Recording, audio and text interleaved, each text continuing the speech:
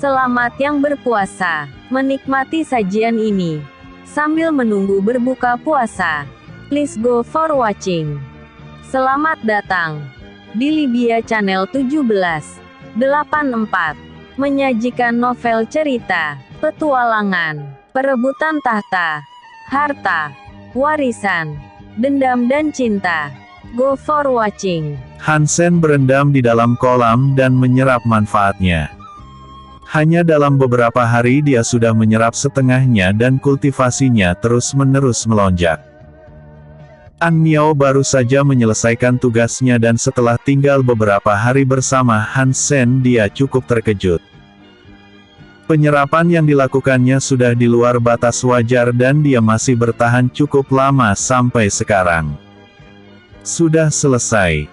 Hansen perlahan membuka matanya dan berbalik. Iya tuan. An Miao melemparkan cincin ruang yang berisi semua anggrek 7 warna.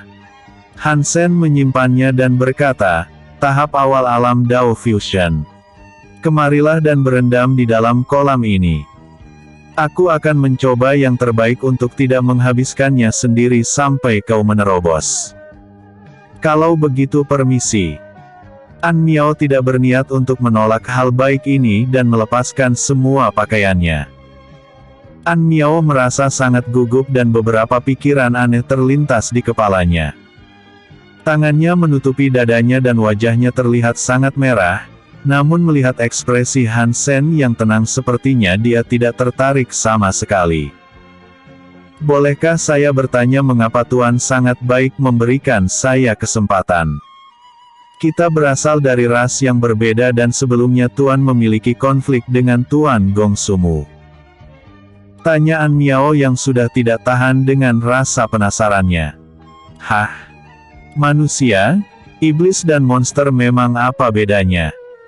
Kita hanya kultivator yang sama-sama mengejar martial Dao.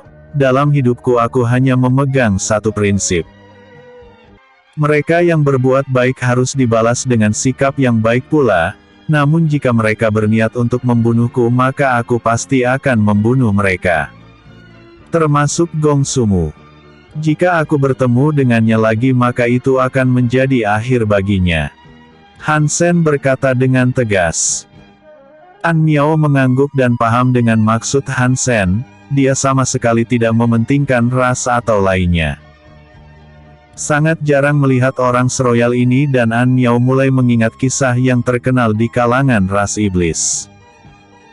Tuan Han sudah seperti orang yang digambarkan kesombongan surgawi.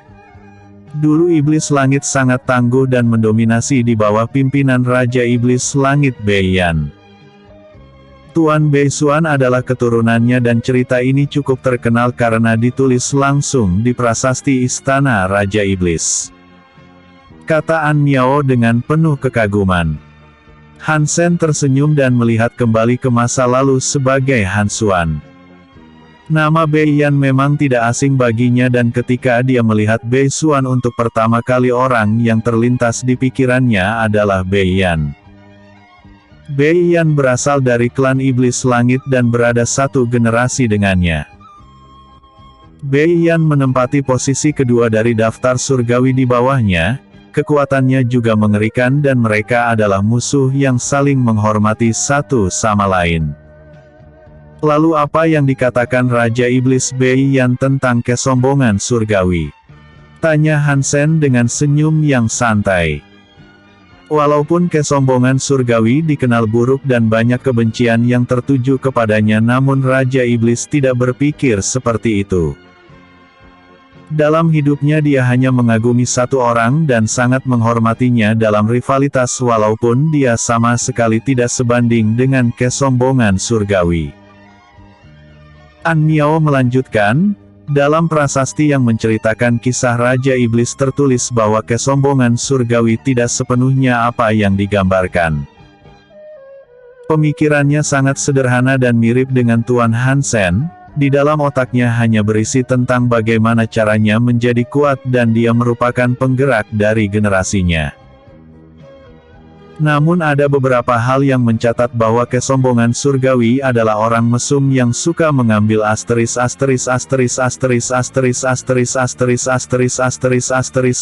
ratu iblis penggoda.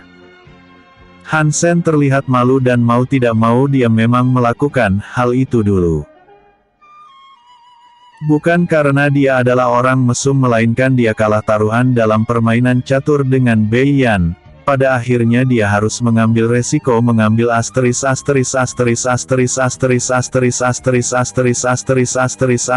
ratu iblis penggoda. Bagaimanapun juga dia tidak menyesal dan semuanya layak ketika dia melihat kecantikan telanjang ratu iblis yang terkenal. Sayangnya semuanya hanya menjadi masa lalu dan tidak mungkin bisa terulang kembali. Lalu bagaimana saat-saat kematian Bai Yan? Tanya Hansen dengan penasaran. Setelah perang yang sangat panjang untuk menduduki kursi yang ditinggalkan kesombongan surgawi, akhirnya Raja Iblis memutuskan untuk mengikuti jejaknya karena umurnya yang akan habis. Namun pada akhirnya dia berakhir sama seperti kesombongan surgawi. Kata An Miao dengan jujur. Hahaha. Dia hidup seperti selayaknya seorang pria. Bai Yan layak mendapatkan kehormatan sebagai yang terkuat di ras iblis dan disetarakan dengan sosok binatang suci di bawah kesombongan surgawi. Aku Hansen sangat mengaguminya dengan tulus. Kata Hansen sambil tertawa dengan puas. Seperti itulah apa yang seharusnya kultivator lakukan, takut dengan kematian bukanlah pilihan yang bijak. Apa yang paling tidak diinginkan seorang kultivator adalah mereka yang tidak bisa menempa diri mereka lebih jauh lagi, bahkan jika kegagalan sama saja dengan kematian maka semua itu layak untuk dicoba. Episode sebelumnya. Bab 215 ambil kendali. Episode berikutnya. Bab 217 sang ketakutan Kong Ming. Bab 217 sang ketakutan Kong Ming. Setelah 4 bulan Hansen sudah sepenuhnya menyerap semua esensi 5 elemen. Setelah melewati pembaptisan surga dia menerobos tahap akhir alam Dao Fusion. An Miao sudah menerobos lebih dulu namun dia tetap menunggu Hansen sebelum memutuskan untuk pergi. Selamat karena Tuan Han berhasil menerobos. Tapi sepertinya kita harus berpisah di sini dan terima kasih atas kebaikan hati Tuan Hansen. Tidak masalah. Kedepannya tetaplah berhati-hati agar tidak mati di tempat ini. Kata Hansen sambil mengenakan pakaiannya. Aku akan mengingatnya. An Miao mengangguk dan pergi dari tempat itu. Hansen terbang ke atas langit dan melesat lurus ke depan. Keuntungan memasuki dunia langit dan bumi memang tidaklah sedikit, namun entah mengapa Hansen sedikit merasakan perasaan yang tidak nyaman. Hansen tiba-tiba berhenti dan melihat ke atas langit, dia merasakan perubahan yang besar dari dunia ini dan tanah mulai berguncang dengan hebat. Aura aneh macam apa ini? Baru kali pertama aku merasakan sensasi ini seolah dunia ini sedang melihatkan kehebatannya. Bahkan jika sumber prinsip dunia sudah dimurnikan oleh seseorang, hal seperti ini tidak mungkin bisa dia lakukan. Apakah ada sesuatu yang aneh yang tidak akan pahami? Hansen menatap ke atas langit dengan tajam dan dia tidak tahu apakah hal ini baik atau buruk nantinya. Di sisi lain di pusat dunia terdapat sebuah istana hitam yang melayang di atas langit. Bai Xuan sudah sampai terlebih dahulu dan dia berusaha untuk memurnikan sumber prinsip dunia. Namun ketika dia menyerapnya terdapat kesadaran lain yang bersembunyi di sekitar istana itu. Pertarungan di dalam laut kesadaran ilahi Bai Xuan membuatnya sangat terdesak, tubuhnya seolah dicabik-cabik oleh roh itu.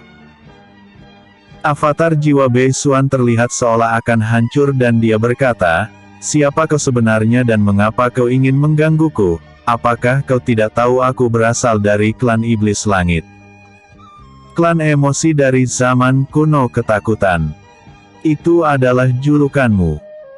Sejak era kuno masih banyak kultivator hebat yang ada, namun kemunduran yang sekarang adalah waktu yang tepat untuk mengambil alih alam mistik. Selain dari binatang suci tidak ada yang perlu ditakutkan, jika ini leluhurmu mungkin aku tidak akan memiliki keberanian untuk merebut tubuhmu. Kata jiwa itu dengan arogan. Sialan. Apakah kau pikir aku akan ketakutan melawanmu? Klan emosi atau apapun itu aku tidak peduli, merebut tubuhku tidak akan mudah bagimu. Teriak Beisuan dengan marah. Raja ini bernama Kong Ming Sang Ketakutan. Raja ini akan menunjukkan apa arti dari dibalik kata itu. Jiwa Kong Ming membesar dan menjadi bayangan wajah yang akan menelan segalanya. Di depan aura Kong Ming yang menakutkan, Beisuan sama sekali tidak bisa bergerak. Sangkar hitam mulai terbentuk dan mengurungnya, puluhan jarum menusuk avatar jiwanya dan Beisuan disiksa habis-habisan oleh Kong Ming. Keputusasaan dan ketakutan terlihat jelas di mata Beisuan. Perlahan kendali tubuhnya diambil oleh Kong Ming dan dia terkurung di dalam sangkar hitam. Duduk di sini dengan tenang. Aku ingin kau melihat bagaimana raja ini bertindak. Perlahan Kong Ming membuka matanya dan memeriksa tubuh barunya. Klan Iblis Langit memiliki spiritualitas yang jauh lebih besar, dia sangat puas dengan tubuh Beisuan dan tertawa dengan gila. Sekarang dia memiliki prinsip dunia dan sudah waktunya untuk bergerak menguasai semuanya. Tapi sekarang kekuatannya belum pulih dan hanya setara dengan tahap awal alam Heaven. Untungnya dia menguasai prinsip dunia dan semua pencapaian Beisuan menjadi miliknya. Kong Ming melambaikan tangannya dan menghilang, pertempuran di luar membuatnya sangat tertarik dan ras iblis sedang melakukan pertarungan dengan ras monster. Gong Sumu dan Feng Lei melihat ke atas langit dan merasakan sesuatu yang berbeda dari sosok Beisuan. Tuan muda. Gong Sumu berusaha memanggil Beisuan. Apakah aku terlihat seperti tuan mudamu?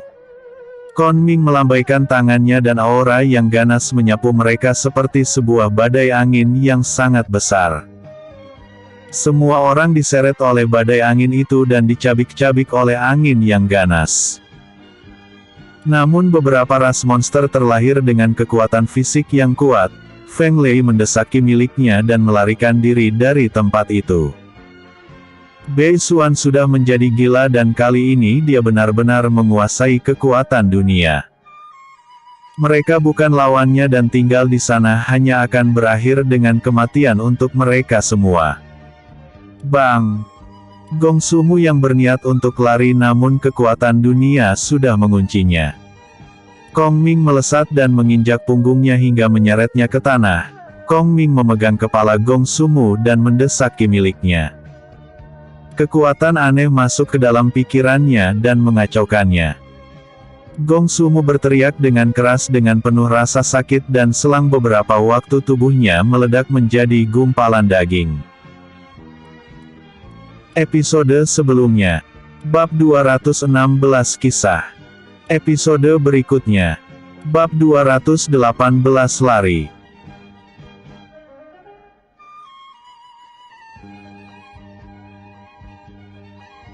Bab 218 Lari. Kong Ming terus menciptakan kekacauan yang sangat besar dan membunuh tanpa pandang bulu setiap dia bertemu dengan orang lain. Puluhan, ratusan hingga ribuan orang dari berbagai ras mati di bawah penindasan kekuatannya. Di dunia ini dia adalah tuan yang sebenarnya dan dominasinya sama sekali tidak bisa dihentikan. Jutaan serangga terbang ke arah Han Sen dan api hitam menyembur dari mulutnya. Dalam sekejap awan serangga itu musnah dan Han Sen masih belum sadar dengan situasinya sekarang. Dari kejauhan Han Sen melihat kerumunan orang yang lari ke arahnya. Salah satunya adalah Dong Zi. Han Sen tersenyum dengan jijik dan melesat ke arahnya. Terakhir kali kau lari dan sekarang ini akan menjadi hari kematianmu. Hansen melesat ke arah Dong Zi dengan aura membunuh yang ganas. Tunggu Hansen.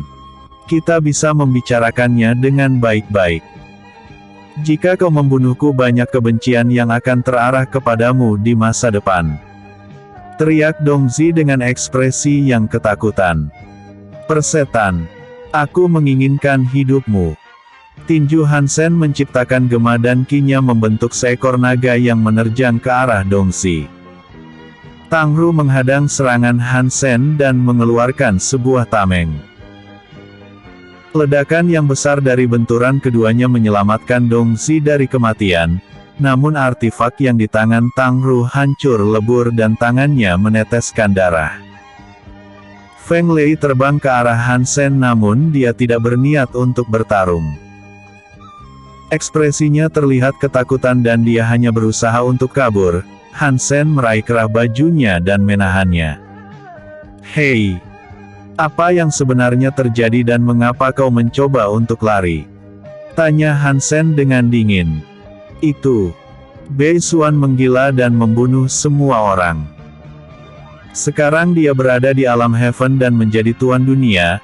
Dia membantai semua orang tanpa pandang bulu dan bahkan ras iblis juga ikut dia bunuh. Lepaskan. Aku tidak mau mati di tempat ini. Kata Feng Lei dengan penuh ketakutan. Hansen melepaskannya dan aura membunuh yang ganas terasa dari kejauhan. Jika Bei Xuan memang benar-benar berniat membunuh semua orang seharusnya dia dapat melakukannya dengan mudah. Tapi dia lebih memilih melakukan kejar-kejaran yang seharusnya tidak dia lakukan sebagai tuan dunia. Baiklah. Hari ini aku akan melepaskanmu Dong Zi dan untukmu Tang Ru aku akan mengingat ini baik-baik. Siapapun di belakang kalian nantinya aku tidak akan peduli, setelah keluar dari tempat ini aku akan mengambil hidupmu. Kata Hansen dengan penuh kebencian. Dong Zi dan Tang Ru merasa sangat kesal dengan penghinaan yang mereka terima, namun ini bukan saatnya khawatir dengan Hansen dan di belakang mereka sudah ada monster yang sedang mengejar. Segera mereka pergi melewatinya dan tidak peduli apa yang terjadi mereka harus pergi. Jika mereka bisa pergi ke pinggir penghalang dan menggabungkan kekuatan untuk menerobos dengan paksa maka mereka bisa keluar dari dunia ini. Ming Yue berhenti dan berkata, Tuan Han. Bei Xuan sangat kuat dan apa yang kau rencanakan? Aura ini bukan milik ras iblis. Sepertinya ada yang mengendalikan tubuh Bei Xuan. Aku akan tinggal di sini dan bertarung dengannya. Setelah sampai di luar maka kau harus mengatakan ini kepada Nyonya Guo. Kalian harus lari. Orang ini sangat berbahaya. Kata Hansen dengan tegas. Kilatan cahaya hitam melintas di atas langit dan sosok ganas dari Kong Ming menunjukkan dirinya. Di tangannya ada seorang gadis dari ras iblis yang kondisinya sangat berantakan. Gadis itu tidak lain adalah An Miao yang sebelumnya bersama dengan Hansen. Ekspresinya terlihat ketakutan dan penuh keputusasaan. Dua orang lagi. Raja ini akan menyiksa kalian sepertinya. Bei Xuan menunjukkan wajah An Miao dan tertawa dengan keras. Sepertinya ada jiwa sampah yang mengendalikan tubuh orang lain. Berani menyebut dirimu seorang raja di depanku, kau masih belum memiliki kelayakan untuk itu. Hansen terlihat sangat santai dan tidak khawatir sama sekali. Mata Hansen bersinar dan dalam sekejap mata dia sudah berdiri di depan Kong Ming. Perutnya dipukul dengan keras dan Hansen mengambil kembali An Miao dari tangannya. Hansen memberikan An Miao kepada Ming Yue dan berkata, bawa dia. Aku mengenalnya dan mulai dari sini aku akan mengambil alih. Fokus saja untuk keluar dari dunia ini dan jangan pernah berpikir untuk berbalik. Dia sangat kuat dan aku tidak memiliki keyakinan penuh untuk membunuhnya. Ming Yue mengangguk dan menangkap An Miao. Kong Ming dengan marah menerjang ke arah Hansen dan tinjunya menciptakan gema yang sangat kuat. Graor. Jiwa naga surgawi meraung dengan keras dan menciptakan gelombang kejut yang saling berbenturan. Ming Yue segera mendesaki miliknya dan melarikan diri. Entah apakah Han Sen mampu melawannya atau tidak, dia sudah tidak peduli dan prioritasnya sekarang adalah lari. Episode sebelumnya. Bab 217 Sang Ketakutan Kong Ming. Episode berikutnya. Bab 219 Bentrokan.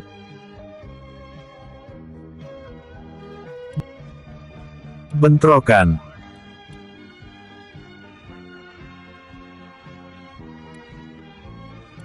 Bab 219 Bentrokan. Kong Ming sedikit terkejut dengan kemampuan hebat yang ditunjukkan Han Sen. Hebat. Dapat menahan serangan acak dari raja ini, kau bisa bangga. Jangan bicara omong kosong yang tidak perlu sama sekali. Menyebut dirinya seorang raja tapi kondisimu bahkan sangat menyedihkan.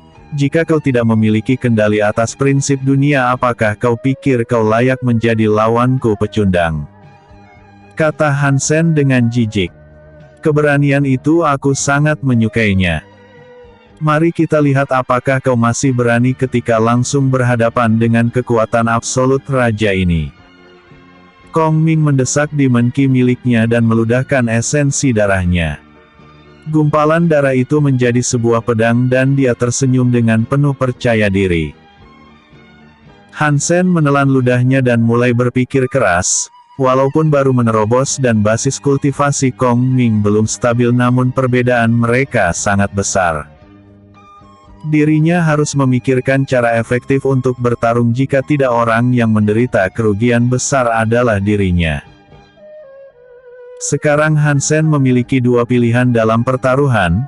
Pertama, dia menggunakan pedang kekacauan dan mengeluarkan kemampuan penuhnya. Namun efek sampingnya, dia tidak akan bisa menggunakan kekuatannya lagi setelah itu, dan jika gagal maka dia akan mati. Sisanya, Han Sen memiliki 5 butir pil roh peningkatan yang memungkinkannya untuk meningkatkan kekuatan, namun efek sampingnya terlalu buruk dan jika dia tidak melepaskan semuanya tepat waktu, tubuhnya akan meledak karena kelebihan muatan. Han Sen tersenyum dan tidak menyangka kalau dirinya akan menikmati situasi seperti ini, di mana seseorang semakin terdesak maka disitulah orang itu akan melampaui batasannya sendiri dan melakukan terobosan besar. Han Sen memadatkan pedang 5 elemen dan mendesak ki alam. Mereka berdua mengayunkannya secara bersamaan, namun dan kedua pedang saling bertabrakan. Dentemun dari kedua pedang ini membuat tanah di bawah mereka hancur. Tubuh Han Sen terpental ke belakang dan Kong Ming terus mengejarnya. Kong Ming memutar tubuhnya dan pedang darah miliknya dilapisi aura yang sangat aneh. Kekuatan dunia berkumpul di pedangnya dan dia berniat memotong Han Sen. Klang! Han Sen menahannya dengan badan pedang miliknya dan tubuhnya terdorong ke bawah hingga membentur tanah dengan keras. Han Sen bangkit dengan cepat dan mendesak ki alam dalam jumlah yang besar, tinjunya yang kuat menyemburkan ki alam yang sangat ganas dan menerjang langsung ke arah Kong Ming. Dinding ki yang terbentuk dari kekuatan dunia menghadang tinju Han Sen dan hancur berkeping-keping. Jenis ki yang aneh. Bahkan dapat menandingi ki yang terbentuk dari kekuatan dunia, harus aku akui bahwa kau adalah orang yang hebat. Tapi ketakutan yang kau ciptakan pasti terasa sangat nikmat. Kata Kong Ming dengan penuh percaya diri. Menyerah saja. Dalam hidupku aku tidak pernah takut untuk menghadapi orang-orang sepertimu. Bahkan jika kau menyiksaku dan memasukkan jutaan pedang ke dalam tubuhku, aku tidak akan gentar. Han Sen melebarkan kedua tangannya dan berkata dengan tegas. Ketakutan adalah bagian emosi dari seseorang, mari kita lihat apakah kau sehebat itu. Kong Ming menjetikkan jarinya dan kekuatan dunia bergerak ke arah Han Sen. Kekuatan dunia itu berubah menjadi sebuah kubah hitam yang memenjarakannya dan Han Sen berusaha keras mendesak ki miliknya. Namun sebuah suara tiba-tiba terdengar di telinganya. Han Xuan. Hansen menoleh dan suasana di tempat itu berbeda. Dia berada di halaman istananya yang dulu dan wanita yang memanggilnya adalah Sui Jing yang tidak lain adalah Yao Wu di kehidupan sebelumnya. Sui Jing perlahan mendekat dan masuk ke dalam pelukan Hansen.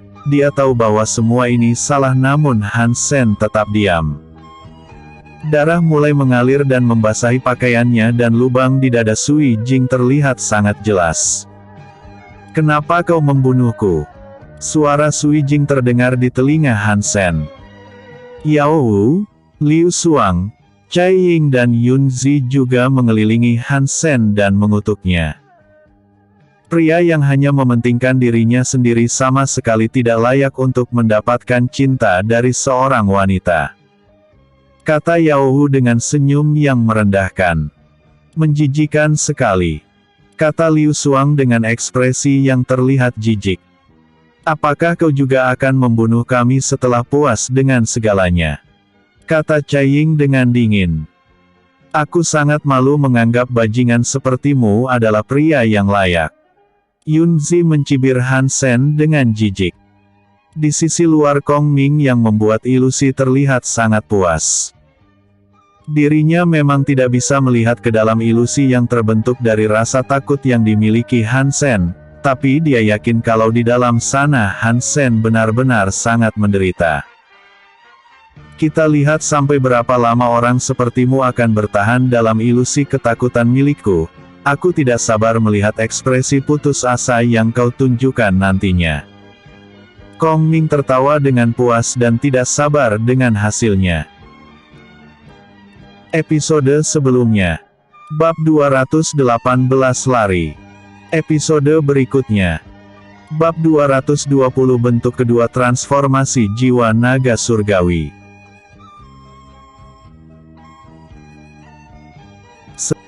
Bab 220 Bentuk kedua transformasi jiwa naga surgawi.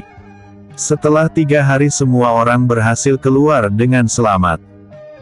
Tidak sedikit dari mereka yang kembali hidup-hidup dan akhirnya mereka lega. Berita tentang Bei Xuan yang mengamuk setelah menjadi tuan dunia membuat semua orang tercengang. Namun Ming Yue yang tahu benar situasinya mengatakan semuanya kepada King Yan. Saat ini King Yan tidak memiliki pilihan lain dan melaporkan ini kepada Raja Iblis. Secara langsung Raja Iblis Bei Mo datang dan tidak sabar untuk menghajar makhluk yang sudah merasuki tubuh anaknya. Kultivasi Raja Iblis berada di tahap akhir alam Heaven dan dia adalah pemimpin utama dari ras Iblis. Tidak peduli ini di wilayah ras manusia, jika hal ini menyangkut dengan kepentingan ras iblisnya maka dia akan bergerak. "Di mana gadis itu?" tanya Bei Mo dengan dingin. King Yan segera membawa Nyonya Guo dan Ming Yue kepada Bei Mo. "Salam untuk Yang Mulia Raja Iblis." Bei Mo mengangguk dan berkata, "Paviliun Sendai bukan? Walaupun kalian berasal dari ras manusia, raja ini sangat berterima kasih kepada kalian karena menceritakan situasinya." Bajingan pemimpin ras manusia sangat konyol. Bahkan setelah mengetahui hal ini dia hanya mengirim beberapa sampah.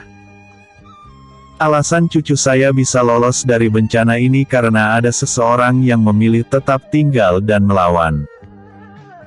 Apakah dengan kekuatan Yang Mulia Raja Iblis yang luar biasa tidak bisa menerobos masuk dan menyelamatkannya?